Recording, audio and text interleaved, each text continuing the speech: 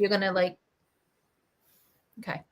We're live, Bossy. Yay! Day 4. Thank you for coming back. Yay, day 4 of our challenge. Thank you for those of you who have been with us for the past 4 nights, and welcome to those of you who this may be your first time tuning in. So this is our night today where we're going to be talking about maybe the 10 mistakes that you could possibly make when you're learning to self-publish. So we're going to be walking through that together. We're also going to make time for some Q&A. We might actually start off with a little bit of Q&A, April, because the last couple of nights we've been talking about budget and a little bit of marketing. So we know that a lot of you went back and you were looking through the templates that April provided a couple of nights ago. And maybe we will start with a couple of, I will look in the chat just to see if there are a couple of questions that you might have percolated or thought over when you were looking over the templates. And then if we don't see any comments or questions, then we will.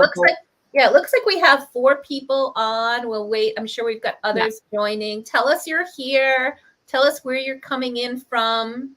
Please remember to write your name so we can see you. Yeah, I'll post that link again. It is here. There we go. Click on this link to let us see your names. Hi, Kevin. So nice to see you. Hi, Anne. I love how you're seeing them before me. I love it. I'm like, I'm seeing some in because we can see them here, those that went in and actually. To sign up. Hello. Oh, we've got some new people. Oh, we've got Kentucky. Someone's from Kentucky, and we've got Missouri. Anne from Missouri. Oh, I love when I see all the new places that we're reaching out. I love that too. Awesome. Oh, Simone's back. We didn't scare you away, Simone. I'm so glad. So you guys have had some opportunity to think about and take a look at some of the documentation. Tell us what kind of questions you still have kind of hanging around from the previous days. And then I'm going to be doing a presentation, a little talk about, kind of a warning of those mistakes that you can happen. And I'll try to turn it on the positive side. Instead of it being the 10 mistakes, I'll focus on like, what do you do instead? But I have a presentation and some slides that I'll go over. And we are supposed to have a special visitor today too. I'm hoping to see him here soon. He's going to just share his experience with the course and some of the stuff that he's getting ready to publish. I'm really excited about it. I think you guys are going to love it. Bryn says, when can we take the 12-week class? We're going to open up the cart for purchasing tomorrow. So we're going to open it up, but the class is starting mid-June. It's the Tuesday. Usually we do Tuesday, Thursdays for meetings. So I'm going to have an option for people that is in the afternoon. And then, so usually it's 1 p.m. Eastern, and then another option for people that is in the evening at 8 p.m. Eastern for those that work during the day. So usually those 2 different options allow people to come in and participate regardless of their time zones. So hopefully that will cover the majority of people that need the help. And we're going to talk all about the different options and the things that are going to be available and pricing for the author work group, which is awesome. Okay, so I just saw that question pop up again. Oh, and then someone's asking me, yes, about the book competitions. Each competition has its own rate. So again, in the course, when we get to that section, April has already comprised a list for that we can use, like which ones are, I failed to say the word, but I like to say legit. So there are a lot of competitions that you'll find on the web that aren't, their name, they're just sort of a little ploy where you're actually, they take your money and they're not necessarily one that you want to be matched with. So April does have a list of that, but I will tell you that it depends on each competition when it comes to pricing. Some are very high and some you pay by category. So the more categories that you put your book in for a better chance of winning, the higher the price. I know that I've won gold in the Mom's Choice Awards for both my books. Their price was a little steeper than some of the others, but as a included in that price, they marketed. I was placed on their website.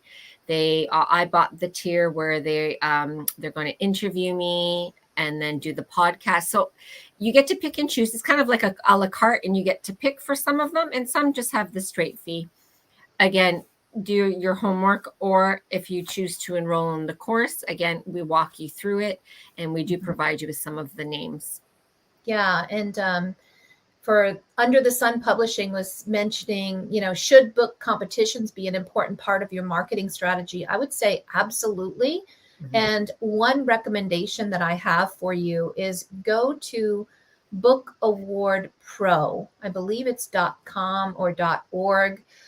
They have a free plan you can sign up for that will notify you of any book awards that are coming up for your genre or whatever. They have different plans. Like if you want them to do more than just show you what's coming up and allow you to follow those links, you can also go as far as to have them submit your book for competitions and do all the stuff themselves for you on your behalf. And they are a phenomenal group. They stay on top of all the awards. And the fact that they offer a free service like that, where they are making sure that what you're being notified about are legitimate competitions and book awards. So everybody should go and sign up for Book Award Pro. Or there's like Reader's Favorite, where you get to help get your reviews, and those look great on the back of your book, or even just posting on your website or putting them on like your social media. And again, the marketing that comes with getting the book awards, again, it's a great marketing tool, like to put on Instagram, on your Facebook, oh, look, I've won, or that you've entered. It's great. It's just a great marketing tool. I'm going to add Rick to the stream. Hi, Rick. You found us. You're going to have to unmute yourself, though, I think. Okay. There you go. So Rick is going to be our special guest today. I'll walk through my presentation first on like things to avoid. And then Rick is going to talk a little bit about his project, but we'll have him hanging with us here on stage today. Why don't I go ahead and start by posting. And I will just add, as April's doing her presentation, so maybe if you can think of any other questions, because Rick is also a graduate of the course.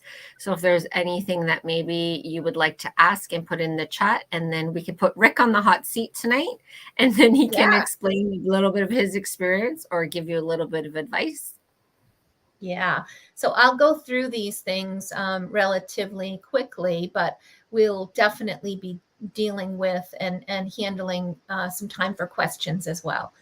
All right. Yeah, I'll be the timekeeper tonight.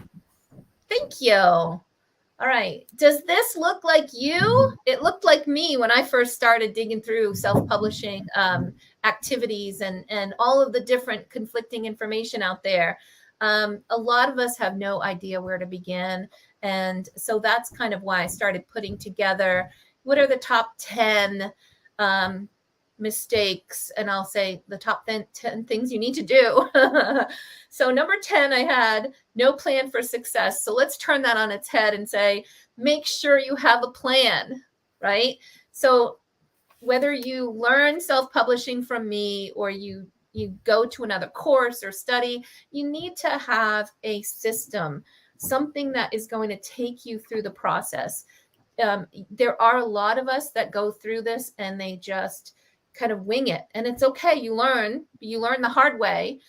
So my recommendation is that don't let that be you. If you really want to come up to speed, well, then find a coach, a mentor, somebody that can help you with having that roadmap to move things forward.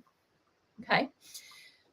Number 9, not investing time to learn. So we want you to invest in your learning. And, there's a lot of time that's wasted in this learn as you go.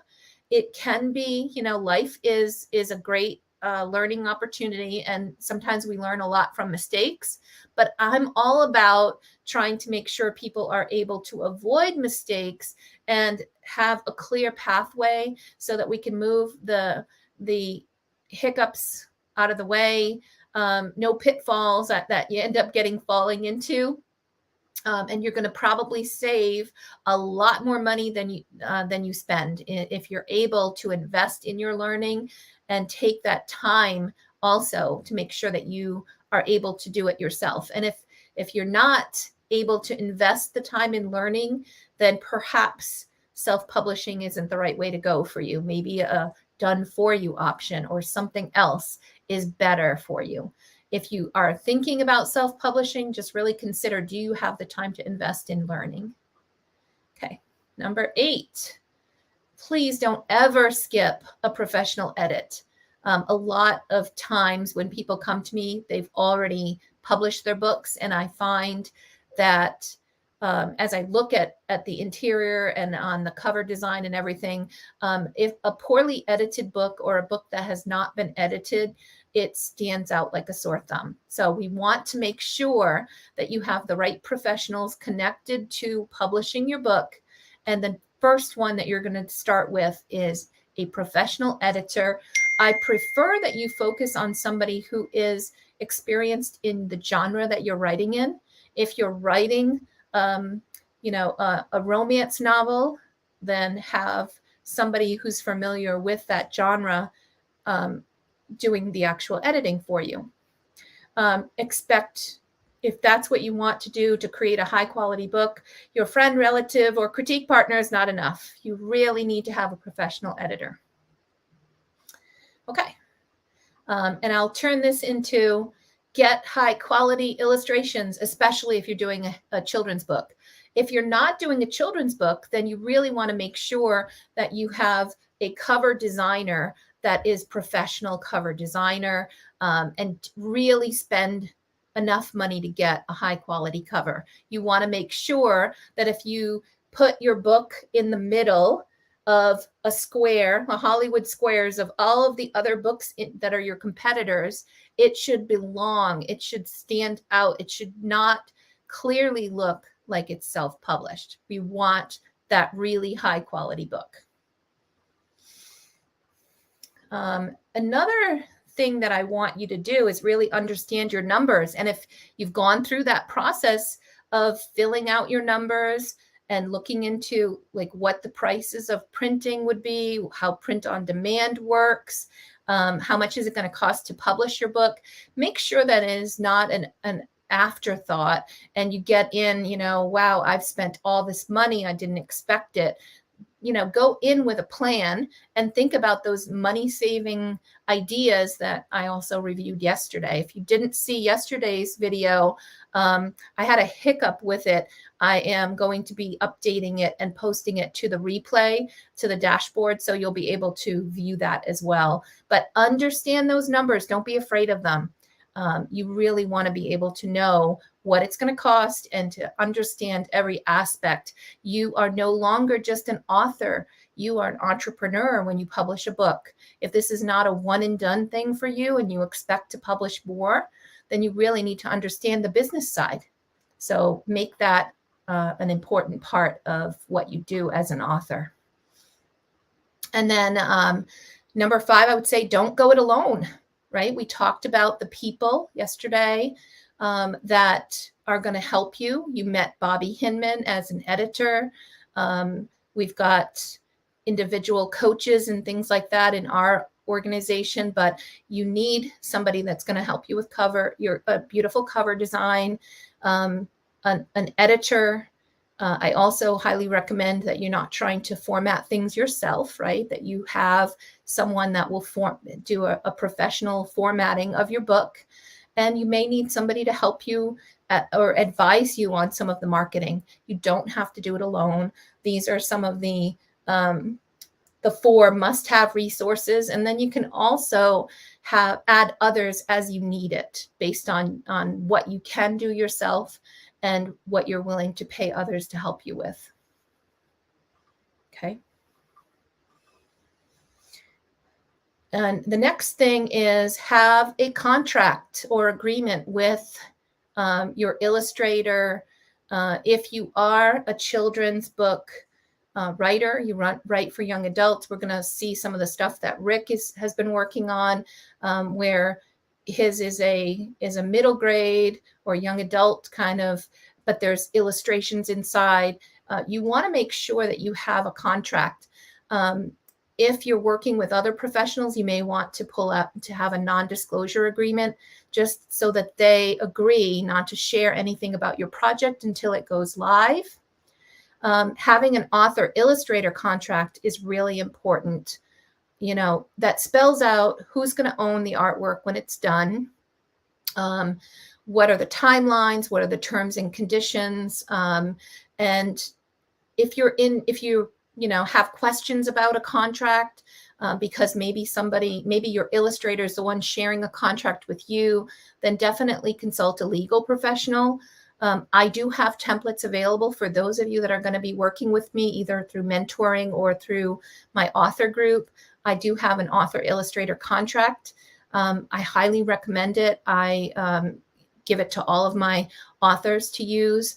And all of the people that are pre-vetted illustrators on my list also accept the contract. So they are fully in agreement with all of the terms. You don't have to worry about going back and forth and negotiating any of that stuff. So I've also negotiated some really good pricing for you. So you'll find some fantastic opportunities for those of you that want to work with the people that I've already kind of pre-vetted for you. It's not a requirement, but if you're not, then just make sure that you get a contract together. It's very difficult to do it after the fact. And the reason why I created this contract, by the way, this cost me over $10,000 to get all of the contracts that I put together, the templates that I share. And I did it because I got in a bad contract myself, and it cost me a lot.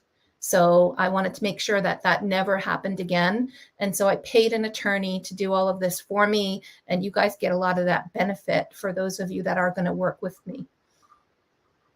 Okay. Start marketing right away. Do not make marketing an afterthought. It really should be the center of everything that you do. When we do go through this work group, every single week you'll have a marketing activity, something you're doing to begin to learn and understand book marketing and things that you can do immediately. We're going to talk about some of those tomorrow, what you can be doing right now before you even get started with your book publishing.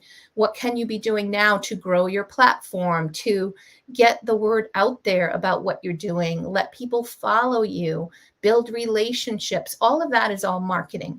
So don't let it wait until the very end. I had many authors come to me and say, I'm ready to publish. And I go, okay, are your people ready to buy? And I too often hear, oh, it's going to be a surprise to everybody, to my family and my friends. And that's not good. We don't want to surprise people, because that means that you're launching to crickets, and we don't want that. So we don't want to delay marketing. All right. Number 2, avoid predatory publishers. And I know I went through a lot of this earlier on in this challenge. A traditional publisher won't charge you. They pay you. So some of these predatory publishers will contact you. I've seen it, especially after you file a copyright with a manuscript. That is public information. And many of them, they just pull that feed and they contact everybody that has filed something, because they know you're trying to get a book published. And so it will start with your phone ringing, and you'll get emails and all kinds of things with people trying to sell you or trying to publish your book, and they want to publish for you. And the way that they put themselves out there is like, oh, this publisher wants to publish me, wants my book, thinks my book is really good. And they'll, that's really uplifting, right? It's really a wonderful thing when all of a sudden a publisher is interested in your work. Just make sure that they're not a vanity press or a predatory publisher, that there's a lot of places you can check online. And I talked about the Alliance of Independent Authors. And I talked about, some of the ways: go to the Better Business Bureau, search online, ask other authors, and just make sure that you are going to be aligned with a publisher that is not predatory. Okay. Eyes wide open. And the number one thing that I can say is don't give up. Out of, 80% of the people out there that want to publish a book, very few of them ever get started. And the ones that do get started, only 1% to 2% of them ever finish. So we don't want you to be one of them. Do not give up. You can get the help you need. It's hard work. You need to go in knowing that. It is going to be a distraction for you. Life distracts, other things, get in the way sometimes. And it can be frustrating. You're going to run into issues where it can be a little overwhelming at times, but if you have support and you're able to join a group, a community that's there to follow you and to help you and build you up, then this is going to be something that in the end will be one of the biggest accomplishments that you've done. And so don't give up, be there, reach out when you get stuck, and again, make a plan and tell others. So I think there's a summary: the 10 mistakes: not planning for success, not investing time to learn, skipping the professional edit, poor quality illustrations, not understanding the numbers, trying to do it all alone, having a bad contract or no contract at all, delaying marketing, predatory publishers, and giving up.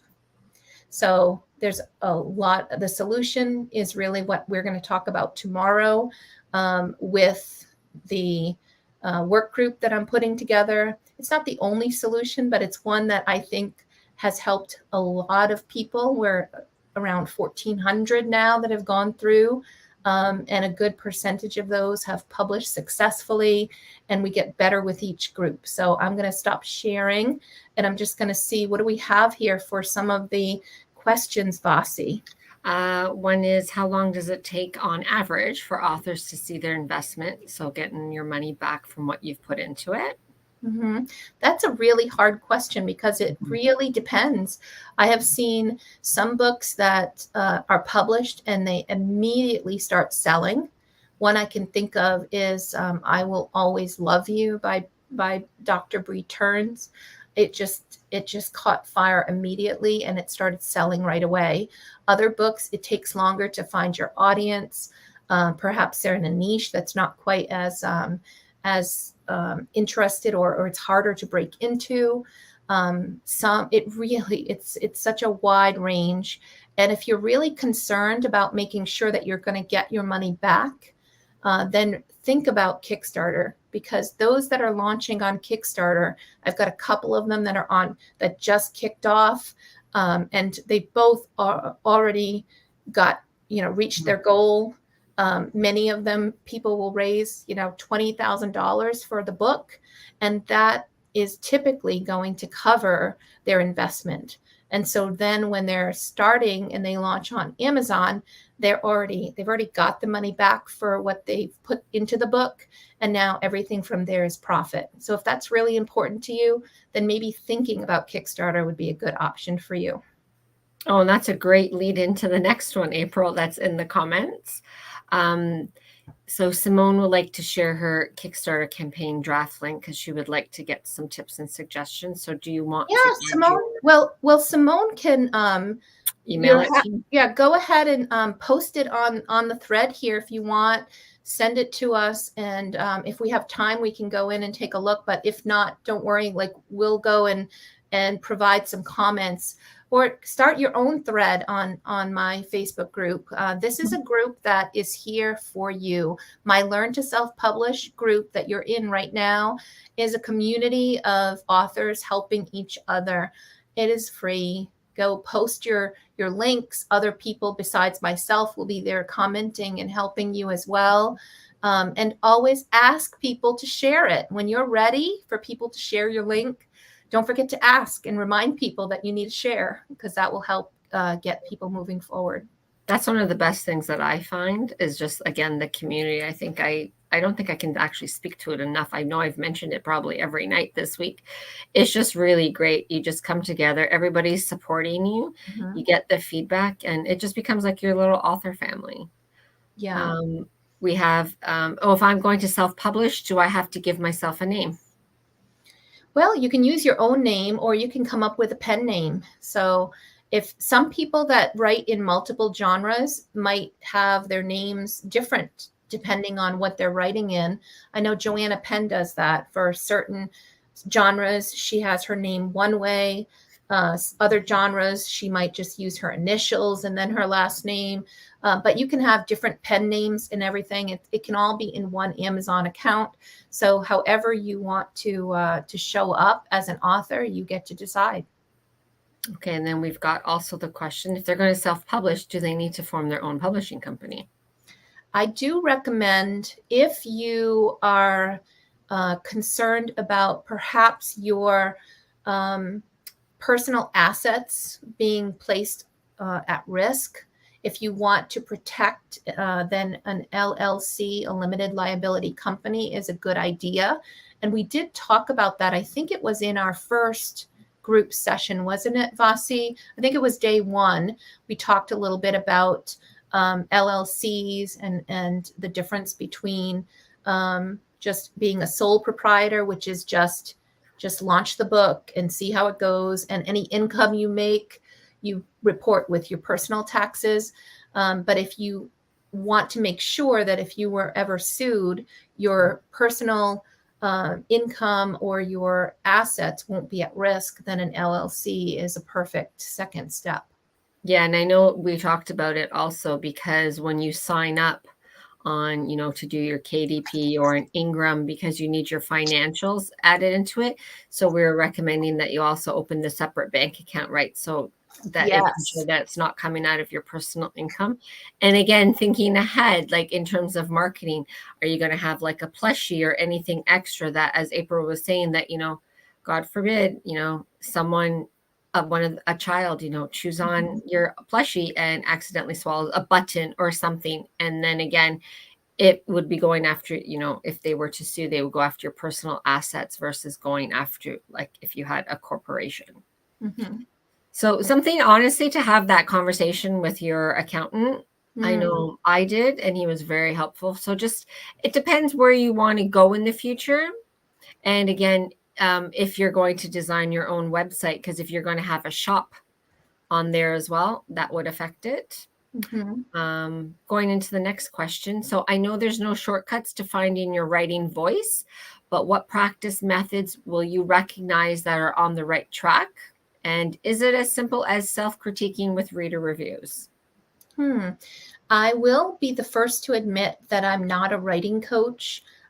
If something like if you're looking for help with writing or writer's voice, and your editor would be a good place. I know Joanne Skye, who is one of the editors that's on our list, is fantastic with.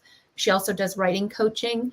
And a new person that I'm including in the coaching team this time through, her name is Fern Schomer. So she is one that is also willing to do some writing coaching as well. And we're going to be opening up like a bonus session for those who are signing up with the work group, so that you can go through and get some editors and some instruction and some critique on your manuscripts before we ever get to our work group. So that's going to be a really good opportunity for you if you want to talk with some of those folks to enjoy and participate in that session. Okay, and Anne was asking, so that we mentioned a resource for illustrators last night. She thinks it might have been Squibby, so SCBWI. I'm not sure if we mentioned that for illustrators. Yeah.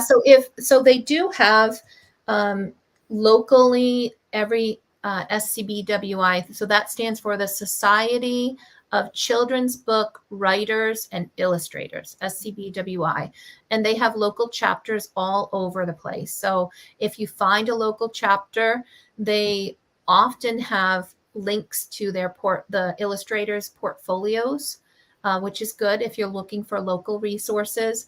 I also have my list of illustrators as well, and you can find them on Upwork or other freelance sites like that.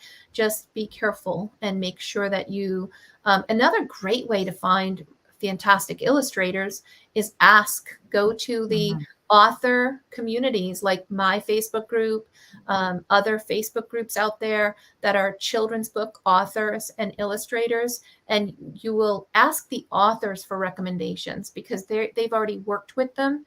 So they'll have a better sense of what it's like to work with that illustrator, and you'll see the completed books that they've worked on. That'll be a huge help for you. No, and a lot of them, April, they just post because illustrators are also looking for clients. They will post. I've seen where they're just giving samples or some of their latest drawings, and then they send they give you the link to their Instagram or their portfolios because they're also looking for it. Yeah, so that's great advice. Mm-hmm. I'm typing Fern. So Fern Schumer Chapman was the other writing coach that I just talked to today, and she has said absolutely she would be happy to do that. So I'm putting her email in there for you, and Joanne Skye. I will also put her information here as well. And just a shout out then, thanks, Sarah. So she went on to Simone's link and she was just giving her some good feedback in the comments. So see, that's already starting our little community there. That's right. That's what we do. Okay, so I think we're all caught up. So I guess it's time to switch over to put Rick in our little hot seat there to share some of his experiences. Awesome. And just before you start, actually, Rick, if anyone wants to or thinks of a question while Rick's sharing, please just put it into the comment thread, and then we will ask him as soon as he's done sharing. All right. Would you like me to pull up your slides and walk through, and you can just let me know when to advance for you? I think that would be good. All right, let me pull that up. We get to play Vanna tonight, April. Well, I showed up thinking that I know Zoom, I'll be in great shape, but I know nothing about StreamYard. So yeah, there's a good lesson there. It's kind of interesting. I'm liking it, but I do miss having the faces, being able to see the faces of the people and listening to their voices. So I think after this week-long session, I think we'll do a meeting on Zoom where everybody can come who has questions and wants to just chat and is deciding whether or not to move forward with the author work group. Okay, let me see. But it's lovely seeing you again, Rick. I get to see a face other than mine and April's now, so that's great. That's very exciting. So I thought, since we're writers and we hear all the time, show, don't tell, that rather than me telling you about what I've been doing for the last year, I thought I would show you. Because on May 4th, a year ago, I had just met April, actually just through a webinar. I never really met her. So we had a phone call. I saw her in a webinar and I thought, okay, I need to work with this person. And so being a business person, I got in touch with her and immediately got acquainted and decided once again, I definitely needed her help. So May 4th of 2022, I had a manuscript. I had a series that my grandson has been working on with me. So I write books with grandkids. So 5 years ago, he decided that he and I were going to write a book together. And I had published 2 military history books, and I never planned to write books with kids. But he suddenly decided that he and I were going to write a book about dragons and dinosaurs. And he actually, at 8 years old, had a lot of it mapped out. So that began our journey to develop Star Life Keepers. So a year ago, I had 72,000 words for a mid-grade epic fantasy. I had the world building, and I had my grandson's drawings. And then, as you'll see, a lot's happened in the 12 months. So I'll let you move forward, April. Thank you. So you can see this slide that I put together today says information does not equal destination.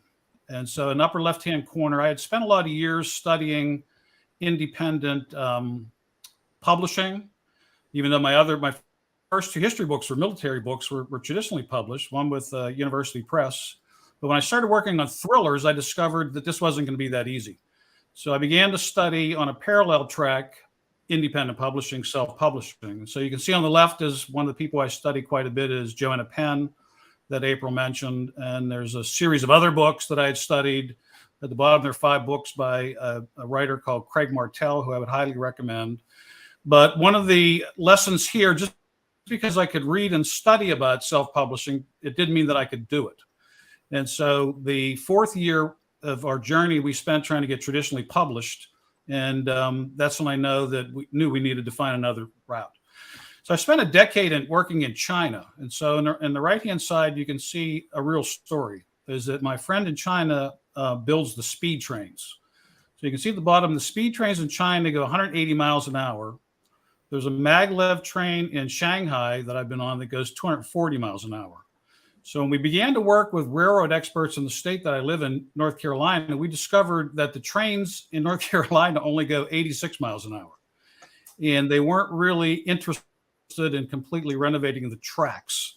So that deal quickly died. So as I was thinking about trying to do this independent publishing route, I thought, I need somebody that's got the train tracks, because I've been building the train. I've been hibernating. I hired a professional story development coach. I hired a top editor, but now I needed to see if I could get this train to the destination, to the readers. And that's when I discovered April. And so little did April know that she was going to become a speed train partner, because I'm likely older than most of you, even though I can't see you. So I have less time.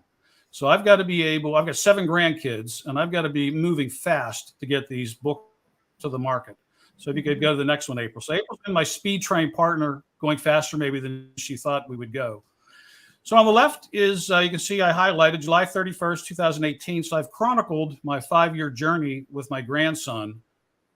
And I'll show you some of the before and after pictures. So on the left, I took my grandson, Brady, who was 8 at the time, and 2 other grandsons on what they thought was just a visit to the planetarium, until I showed up the day before at their house with a study guide. So then we were on a field trip going to the planetarium, because we had to figure out if we were going to move into this fantasy world with dragons and dinosaurs, how we're going to get the kids there. So we needed to study time travel and star travel. So you can see on the left-hand side, it's an armosphere, which was an ancient navigation instrument. You'll see it in that same concept in a lot of movies like Harry Potter. And that was interesting to us. So then in the middle, you can see we have a little drawing. And so in terms of remedial drawings, I guess you have to have a lot of courage to show people your pathetic bad drawings. But this was the idea that we came up with, was a star globe like the armosphere from Harry Potter. And then inside is a celestial globe that you'll see that's glass, that used to have the etchings of the planets on and the constellations. And that's how the the crew that went to Apollo to the moon used that. So that's what this was. It was a combination of an armosphere and then this celestial globe inside. On the right side, you can see what happened since then, which is in the last year, our artists in India have done an amazing job, as you can see, of rendering our words and our ideas and making it come to reality. And you'll see that Orion is highlighted because the 3 belts of Orion are the key, because the kids star travel through the middle star in Orion's belt. So if you go to the next one, so that was our star travel solution, a star globe. The next thing that happened is we were world building, and I was trying to find out from my grandson, okay, you want to make a book about dragons and dinosaurs. You do know they don't typically appear in the same book or movie. And he was in my office at home, and he said, well, you'll figure it out. And then he left. So then I'd figure out how we're going to put the dragons and the dinosaurs into the same story. So this particular before and after, I think, is fun because we're getting ready to launch. So that's why this was good timing, because I've set up a website and I'm launching. So I've got to go back to my chronicle to figure out how to tell people the story. So on the right side, you can see Jason. He came up with the 3 kids in the very beginning. So Jason, he drew a picture of at 8 years old. He probably wouldn't want people to see this in middle school, but that was his picture of Jason on the right side. And then underneath, he created this dragon girl that was a shape-shifting human that turned into a dragon, But Jason was friends with her. They went on picnics together, but he didn't know that she was a dragon until the reveal. So this was the reveal. So the artist captured the reveal of Jason finding out his friend Kada is actually a dragon. And then behind his friend is the 5-headed dragon. So you'll see a toy in the lower left-hand corner there. That was, I think, a lot about interior design, where you need to have some inspiration piece.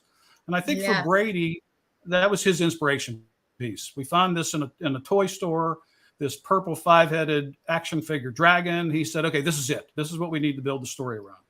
So until we did the artwork with Crayon in India, we really didn't, I don't think we really understood how this was going to be depicted. And so this was a very key part of the work for the last year. And you can see especially the eyesight and the eye line is very connected between the little dragon and then Jason, because they're friends. And so we wanted that emotional connection. The next one, please. So at the very beginning, we had the good guys, and now we needed the bad guys. And so we did a lot of searching on the internet, and we came across this half saber-toothed tiger and half human in 2018. And that was his next epiphany. He said, okay, this is it. We need to make the bad guys need to be these humanized dinosaurs. And he said they're hybrids. And I said, well, what's a hybrid? He said, well, my tablet games, we combine dinosaurs. So there's purebred combo dinosaurs, and then there's human and dinosaur creatures. So he invented it for him. He invented this for our book with these humanized dinosaurs. So you can see what's happened in the 5 years. We've now had the artist visualize what we wrote about. So you can see 3 different creatures. One, the young dinosaur military commander on the horse, a tiger captain, and then the woman velociraptor that ends up attacking Jason in a mountain scene. Next, please. So the other thing we did as far as world building is we in the very beginning, since I had specially developed maps for my 2 history books, I wanted maps to be a key part of this. So my grandson and I developed a map of the journey in the beginning. So on the left, you can see a hand-drawn map that we had concocted, and on the right side in the mountains is where the elves live.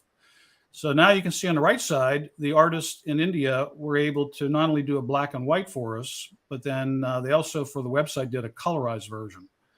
And we did some zoom in scenes. And the right side, you'll see a 5-headed dragon on top of a mountain. And underneath is the village Summerley where the elves live. And then on top, the next call out is Fort William. And that's the big grand battle scene at the end of the book. So we had illustrations that were the good guys, the bad guys, and then now we have the maps. So we felt like we were making good progress, but we hadn't pulled it all together. So if you could take the next slide, please. So now I thought I would show this because working with kids obviously is a bit like not herding cats, but maybe like herding saber-toothed tigers. So I've got to sit them down, and in this case, here's a picture of a that we were drawing. And if you look at the top, you'll see kind of a snail with two antennae sticking out. So he decided he wanted to have an eyeless ghost serpent in the book. And so we mapped out this scene with his sister Amanda and his shape-shifting dragon friend Kada going across a bridge, and then this 8-armed, 8-tentacled eyeless ghost serpent trying to attack the girls. And so this comes near the end of the book. So while Jason is trying to kill a flying Tyrannosaurus Rex, his sister's trying to escape from this eyeless ghost serpent to retrieve the plant that'll save the queen's life. So I showed this one just as an example of scenes that were just a hand-drawn scene that suddenly, with the artist, we got to see it come to life. Next, please.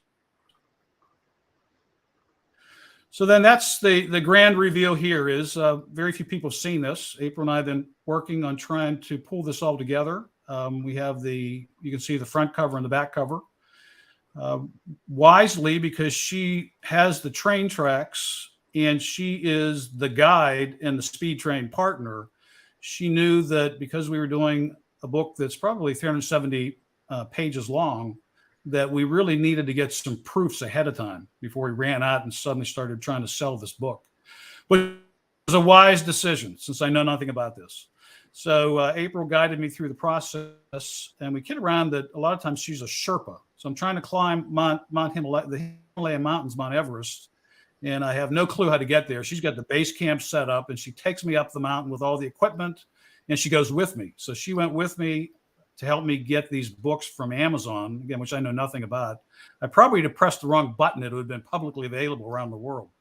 So we ordered a proof from Amazon, and it's print on demand. And who would have thought, again, we could have single books printed with the same quality that the big publishers in New York City would have. But it came back, it was extraordinarily well done. Then she said, well, Ingram Spark is the company that actually publishes a lot of the New York City publishers. And they set up a side business a while back called Ingram Spark to work with independent authors. So we get the same quality print on demand as you would a big publisher, but we do it as a nobody coming in as an independent artist. So we had a version that April helped me to figure out, and we got a proof just the other day, which I'm showing here is a proof of a final printed version of how somebody would buy the book. But then I got to go through it and scrutinize it because ultimately my name's attached to this. So you can see the front cover. We got the three kids, Jason, his cousin Lisa, and his sister Amanda. They're being attacked by pterodactyls. And you can see at the bottom is the joining together of the dragons and dinosaurs with the chronicles and our names.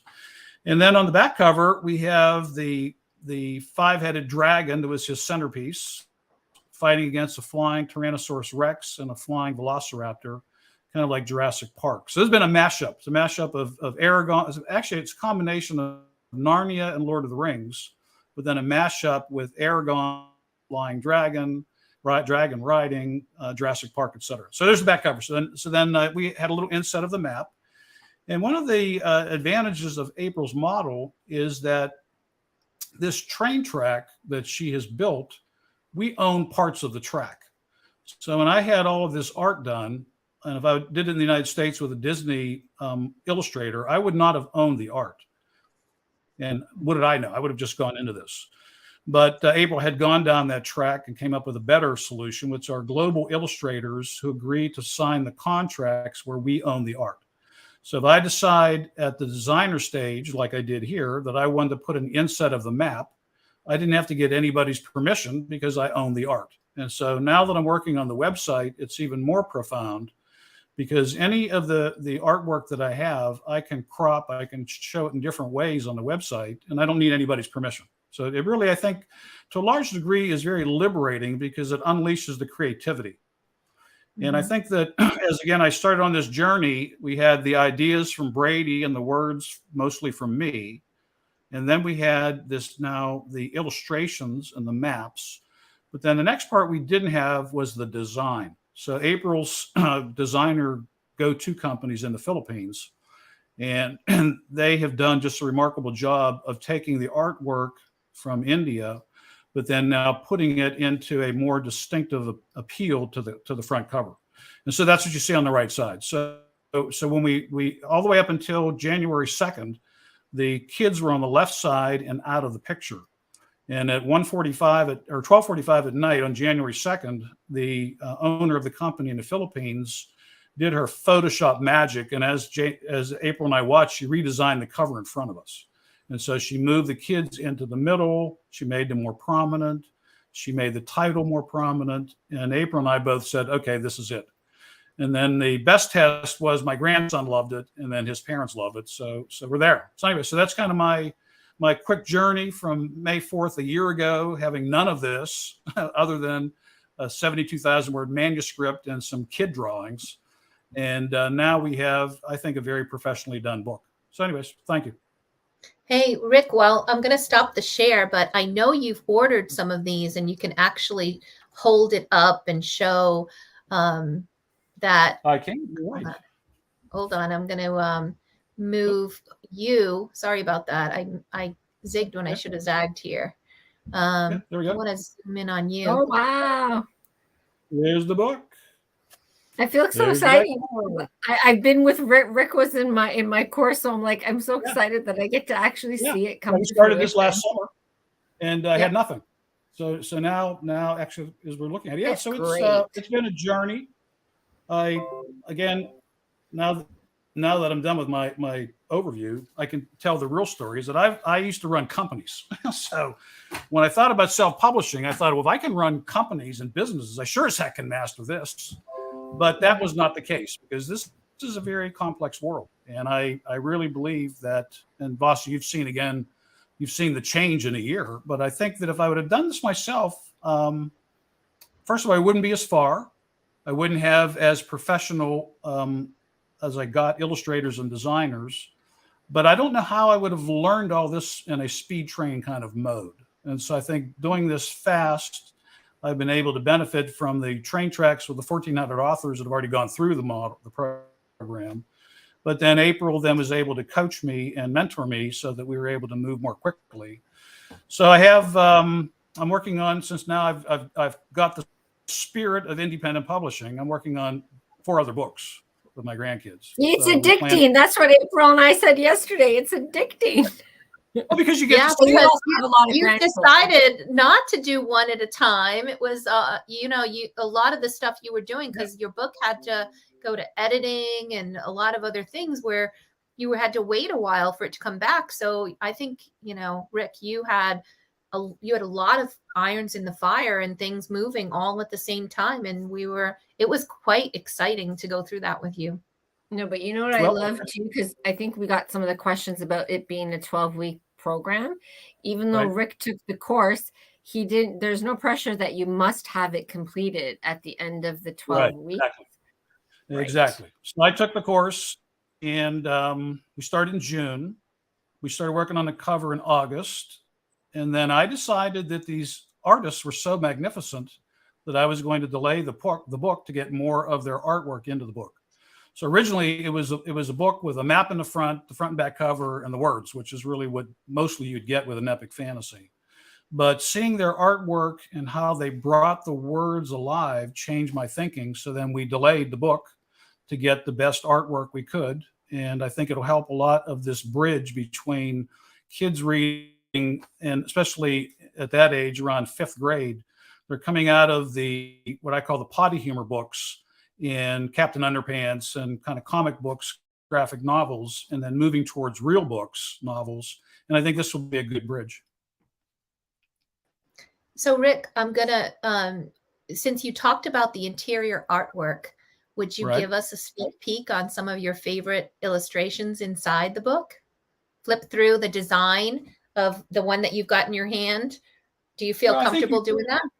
Oh yeah, sure. But I think you already saw my favorite one, which is the dragon reveal. So that one we already showed. So the dragon reveal scene was one of the first ones we did, and that one is special because of the connection with Brady and the 5-headed dragon, and then this dragon girl that he drew the picture in 2018. But I think maybe I'll show another scene. So this one is a good example of the artwork changing the visualization of the words. So I'd had this scene, we had mapped it out. It was in a park. The bridge was to the right, the tree was to the right, there was a lake, and then there was a lawn where the pterodactyl tries to kidnap the crown princess, who is Jason's cousin, Elisa. And when we sent the words to India and the artists spent time thinking through what we were doing, they came out with this scene, which was they put it on top of the bridge. And so this was definitely not what I had written about and what we had agreed upon, me and Brady. So what happened was when Brady and I looked at it, we said, this is actually better because there's more action rather than a flat lawn. There's the bridge. And what happened here, once we got most of the illustrations done, in December then, I ended up going back and rewriting the book because I had to put in changes to the scenes that the words would reflect what the artists had done. But probably the funniest thing is this didn't exist. This was not a chapter in the book. And so as we began to do the cover, the front cover was originally this, with the kids with their backs to the 5-headed dragon and the creatures. And I have a Disney author that lives nearby that has been our coach. We met with him in the fall, in November, and he said, that's beautiful, but he said, I think there needs to be more action. So he mapped out this scene. He said, why don't you have the pterodactyls swooping in? And since we're in this medieval world and the kids are archers, they can be shooting and protecting themselves against these flying, attacking pterodactyls. So that's what April and I then mapped out with India, with the artists. And we ended up with this particular scene, which we liked. But this scene did not exist in the book.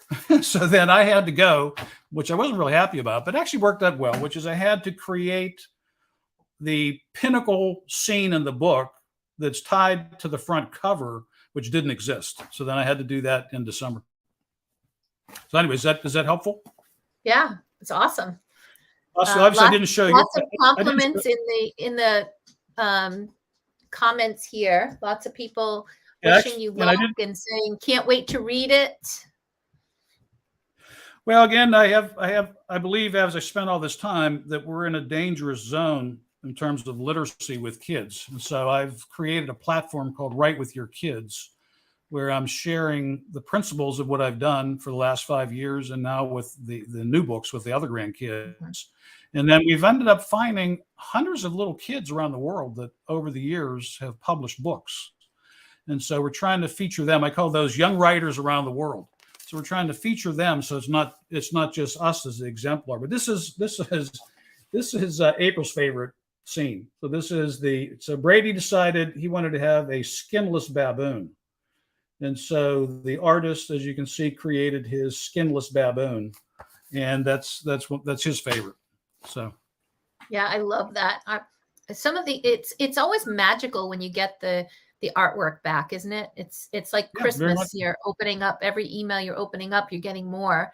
And black and white is a lot cheaper than it is trying to get color for the interior of your books. So especially if you've got a fantasy, having an artist that can do the black and white and add the details that you need is amazing. And Prey and Animation are the ones that worked on this book with Rick. Mm-hmm. And they also do the majority of the ones that I work on with my authors. They have 30 or 35 artists, and they are just amazing to work with. So highly recommend them.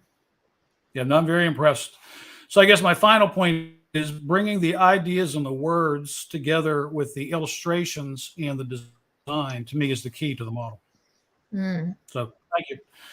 So you can get in touch with me if you need to. Rick Williams Connect at Gmail. I'm happy to help anybody. And now the goal is I need to get 3 to 4 books out a year. So those train tracks are going to be well worn by the time I'm getting done. That's exactly right. So do we have any other questions for Rick or for myself or Vasi? No, just a whole bunch of compliments, Rick. See, the year was worth it. You had your plan. Thank you very much. Yes, getting compliments from other writers is very much appreciated. Mm-hmm. Awesome. So I'll put the slide deck that I shared today also out there on the in your little goodie area that you'll be able to get to, and I will post up yesterday's replay and also run through today's and post that on the dashboard as well. Maybe so tomorrow night is our last night together. So maybe if you haven't already looked through the couple of resources that April gave out the other night, maybe have a quick look in case you have any last minute questions, and then maybe really have a good think tonight when you're heading off to bed, or for those of you that are waking up, because tomorrow April and I will be telling you a little bit more about the 12-week course. So if you have questions about that, and then we'll be talking about when it opens up, and then having it ready to go after tomorrow's class. Awesome. We're right on time. Have a great evening, everyone. Come back and see us tomorrow. Enjoy your night. Thank you, Rick. Thank you. Bye, Rick. It was nice seeing you again. Okay. Seeing you. Thanks, Vasti.